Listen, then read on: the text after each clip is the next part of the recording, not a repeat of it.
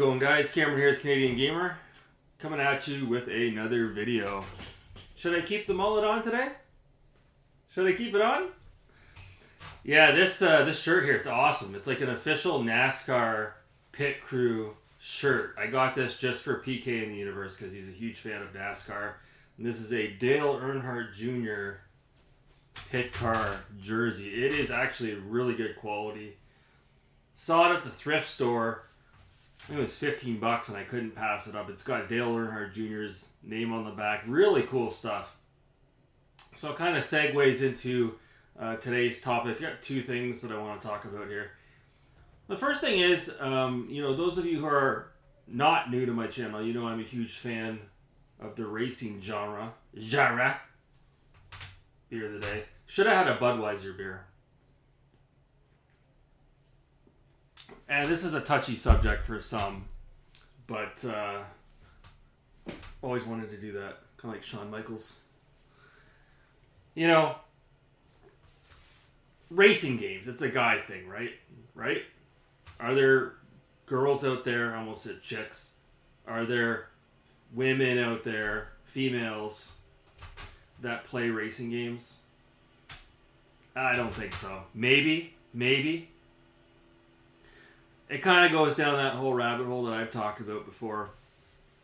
And a lot of you guys look at me like I'm a male chauvinist pig when I say this, but when you get to be a little bit older, you quickly realize some things never change. For the most part, in the real world, we're not talking about YouTube, women don't play video games, okay? And if they find out that you're playing video games, they want nothing to do with you, okay? I'm sorry, that's reality. That is reality, okay? If you want to get somewhere with a hot chick, if you want to get past first base, don't admit that you play video games, okay? Because once they get a whiff that you're playing video games, they're gone. They're gonzo. They're splitting.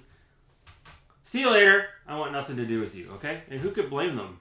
These are grown-ass women that are trying to establish careers in a lot of cases. They're trying to progress through the stages of life, and they're more concerned with interior decorating of their perhaps new condo that they just purchased. Okay, they don't want video games paraphernalia in their space. Okay, I'm just saying. I know you guys don't like to hear that, but it's the cold hard truth. Okay, it's the truth. However, excuse me, there are allegedly some females that do game. My question to you, do they play racing games? I feel I feel like they do not play racing games, okay? I think they do not. And if they do, it's something very casual, like Mario Kart, okay? They're not playing Dirt to Daytona. They're not playing Forza Motorsport. They're not playing Dirt 3. They're not. They're just not, okay? And why is that? Well, I think a lot of the times, again, not always the case, but most cases, females aren't really into the automotive world. They're just not into it, okay? And again, don't shoot me for saying that. There are always exceptions to the rule. But we're talking about the 95% of the female population out there, okay? They're not into vehicles, okay? Go out there, go for a drive, and go look around and see what the typical woman is driving, okay? They're driving a fucking crossover, okay? They're driving a minivan. They're driving an SUV, okay? That's just reality, okay?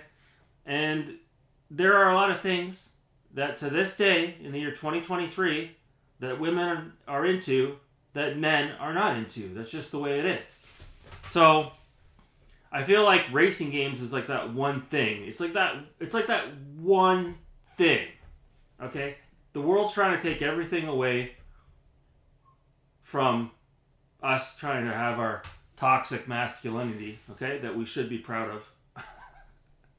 Okay, the world, the government, they're trying to take it all away. And the one thing that they have not seemed to have been able to take away from the man is our love for motorsports and racing games. So enjoy that while it lasts, because I'm sure sooner or later that'll be taken away from us as well.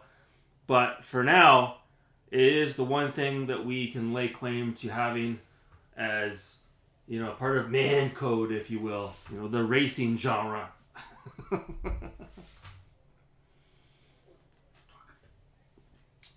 The new Forza Motorsport looks absolutely incredible. I got way too much on my plate right now. But man, that looks good. That looks real good. I would love to play that. I would love to sink my teeth into that. Oh, it looks so good. I watched the Digital Foundry breakdown of that, and they were kind of being a little bit nitpicky towards the graphics, but I mean, come on. It looks pretty damn good. And I thought Forza, we're going off on a tangent here. I always thought Forza Motorsport 4 was the best one, but man, that new one looks really sweet as far as the graphics are concerned. Oh my god. I guess the next thing we can talk about, we can sort of move away from there. If I go any further in on that, I'm going to trigger some SJWs. Heaven forbid I speak my mind. Oh my god. I'm sure that'll trigger Marceau. So, yeah, the new PS5 is coming out in about a month. I don't know if you guys saw that today. There is a PS5 Slim coming out. And there's an all digital version as well, which has the option for an attachable drive. If you buy it without the drive and buy the drive after the fact, it costs more than if you just bought a PS5 with a drive, if that makes any sense. And then we know there's a PS5 Pro coming out. So if you want my opinion on it, that was my big problem with the PS5 originally. It was just too fucking big. So the new one is still extremely tall, but it's not as thick. It's thinner. So that's cool. That's cool. It's a start. If you want my honest opinion on it, at this stage, I would get a PS5 Pro. That's just me. Because, I'm kind of disappointed that with these consoles that have now been out for 3 years, you can't have your cake and eat it too. If you want to play a game in 4K, it's running at 30 FPS. If you want to play it at 60 frames per second, it's running at 1080p. And in some cases, they don't even give you the option, like with Starfield there. It's running at a locked 30 FPS, which I'm okay with. I've talked about it. But,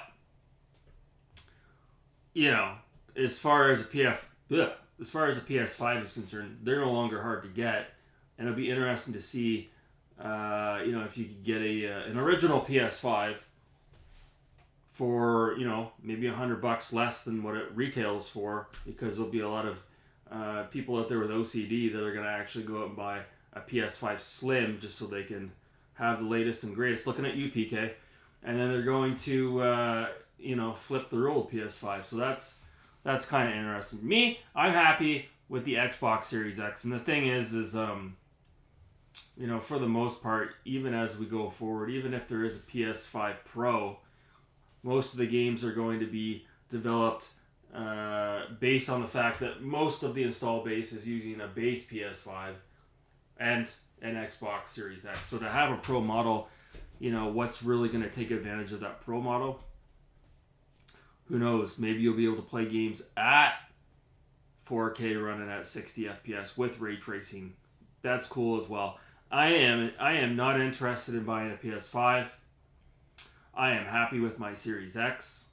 I've said it before, the Series X will most likely be the last Xbox console that I purchase. And I've got a huge backlog of games, enough to last me until I'm 60 years old. So the last thing I wanted to talk about here, Megadan29. Good old Megadan29. He put out a video today, or was it yesterday, talking about games that don't hold up as well as you remember. I don't know if he was talking just about the PS2 era, or if he was talking just in general. I think he was talking just in general. And I thought about that. I'm with him. It's hard for me to recollect a lot of the older experiences I had because I haven't touched those games in so long. But one that always comes to mind to me, and I think, again, it has to do with the fact that a lot of the 3D games that were, part of the 3D explosion in the mid to late 90s.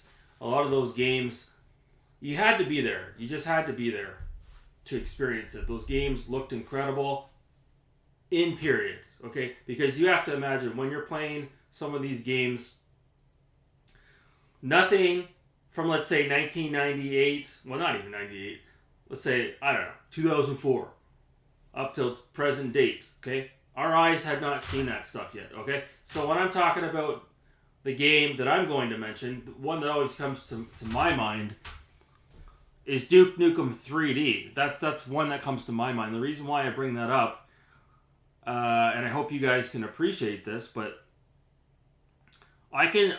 that's like the one game that I can remember seeing that for the first time. And the thing that was really cool about Duke Nukem 3D, it was like a game that you could actually get running on a computer that wasn't that powerful. You could run it at like the lowest resolution. It was like 320 by 240, and it didn't matter. The game looked so incredible back in 1996 when it came out. I think it was 95, 96. The game looked so damn good, and I don't talk about it a lot on this channel, but man, I used to play Duke Nukem 3D. Oh my god, I had it on the PC. And I used to play that. I beat it. I played it. I played all the other expansion packs you could get. I played the other games around that time, which I guess you could lump in with this as well. Shadow Warrior comes to mind. But like, I bought Duke Nukem 3D 25th Anniversary World Tour Edition for the Xbox One. And while it's pretty good, you can play it at, I think 4K or 1080p, and it runs as good as ever. Man, it's hard to go back to Duke Nukem 3D. It's really hard to go back to that one. Wow. I don't know what it is. It's just extremely outdated. It'd be interesting to check out. I never played it on 64.